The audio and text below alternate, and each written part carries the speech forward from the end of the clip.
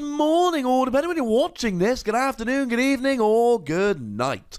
My name's Ross, and as always told, out of Voice of Radio. So today, we're going to be taking a look at a Pokemon to whom I owe an apology. You see, ladies and gentlemen, I thought that I had analysed every card from Double Blaze. I really did think I had, and it turns out I missed out Dodrio. And I considered being super sad and crying for a while, and I thought, no. Because you know what, ladies and gentlemen? We can fix this by having a look at Dodrio. Now, our translation here does come from the lovely David Hochmann over at limitlesstcg.com/translations. And first thing, it's got free retreat. Free retreat is awesome. After a Guzma, after a KO, just generally, it's really, really nice having a Pokemon with free retreat. It means you can whack it in the active, and you don't really need to think about what's going to be active at the end of the turn, because Dodrio's there at the beginning of the turn, and you can figure it out later. The weakness to lightning sucks, because with stuff like Electro Power around at the moment, yeah, lightning decks are really good. Resistance to fighting is really nice, because there's still a whole bunch of stuff like Buzzwole, and 100 HP is low. There's not much good to say about it. It's low. And then you're a colorless Pokemon, right? So the only advantage you get is double colorless energy, which is good. And both the attacks here are for a double colorless energy. But then on the other hand, there's like a million non-colorless Pokemon that can use it. So it doesn't exactly fill me with joy. But it's getting its own video, so there must be something I like about it. And I do. The first attack, the wonderfully named Tri-Attack, although this should totally be on Porygon, flip 3 coins. This attack does 60 damage for each heads. And this is, well, look, it's a flippy attack, and by its very nature, this is really good if you can flip a head. If you can flip heads, 3 of them, this is phenomenal. 3 heads and you're up to 180. 180 is a one-hit KO straight away on Rayquaza and Blacephalon, which is redonk. Then you add a Choice Band and you're up to 210. And then you're getting a one-hit KO on something like a Zoroark or a Lycanroc. There is a lot to like about here. But then, what if you don't hit 3 heads? I mean, look, even if you only hit 1, and you really should hit 1, you've got a 7 in 8 chance of hitting, it's 87.5% of hitting 1 heads. And 60 damage is fine. It's going to get Zorua. It's going to get Ralts. It's going to get anything that's been got with Professor Round's lecture. And as I've mentioned in a whole bunch of videos, the fact that we have Professor Round's lecture now is going to make people want to play 60 HP Pokemon, which you can then take advantage of by KOing them with Dodrio. So this is all very nice. The problem is we've got basic Pokemon that can KO them. It's only 1 energy, and it's only a stage 1.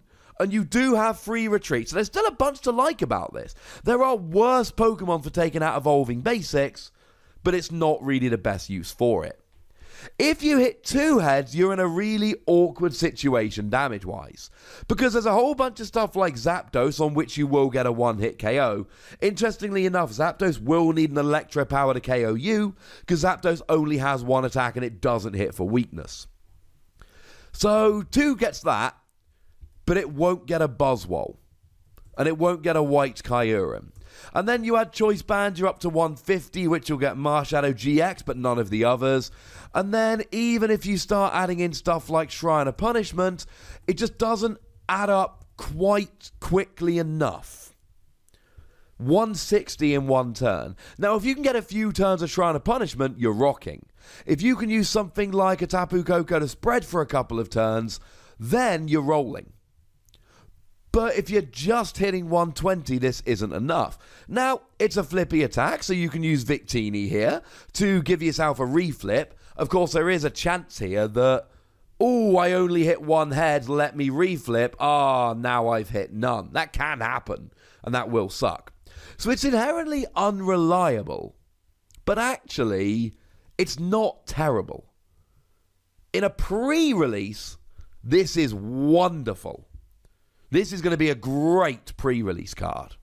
Bearing in mind it is coming out in the same set as Triple Acceleration Energy. Now, Triple Acceleration Energy can be attached to an evolved Pokemon and gets discarded at the end of the turn. but it counts as free energy. Now, admittedly, you don't need that here. You've got double colorless energy, but I am saying in a pre-release, this is going to be a redonk attack, and it's going to be a lot of fun. Is it reliable enough outside of that? Arguably not. But if you just want a little bit of safe damage, how about Accelerating Stab 90 damage? 90 damage for 2 energy, can't use Accelerating Stab during your next turn. And we can look at a whole bunch of stuff like Dodrio that does 60 damage for a single energy. Well, that's actually pretty nice. Or the new Dodrio that does 90 for 1 energy, but only if you've got a stadium in play. That is, you've got a stadium in play, not there is a stadium in play. If your opponent has a stadium in play, this won't be good enough. And actually here, 90 for 1 energy is good.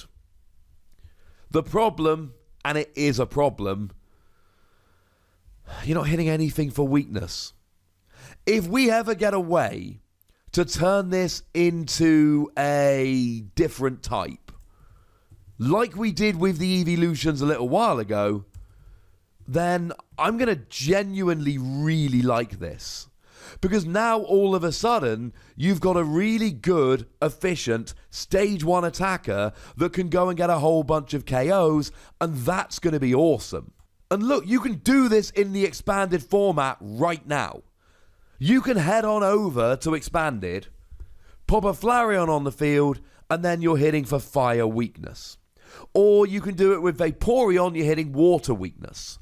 And then you can do it with Jolteon, you're hitting lightning weakness.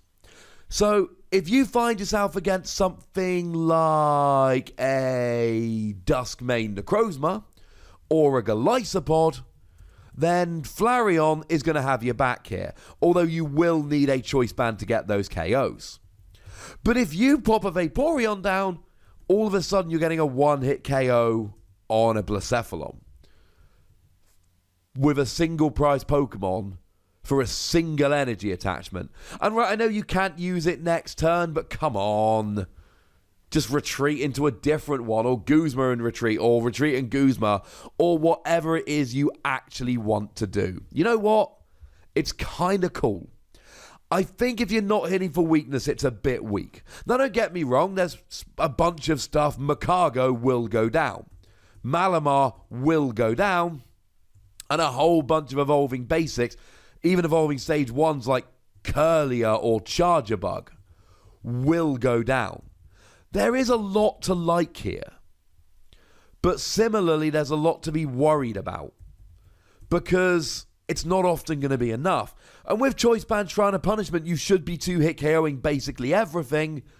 But you got 100 HP. So you really are not going to be on the field for all that long, ladies and gentlemen. And this is when we end up in trouble. I like both these attacks. I love that it's a stage 1 with free retreat. I love that the attacks are for a single energy attachment. And the first attack, if you flip 3 heads, is flat out phenomenal. And outside of that, it's fine.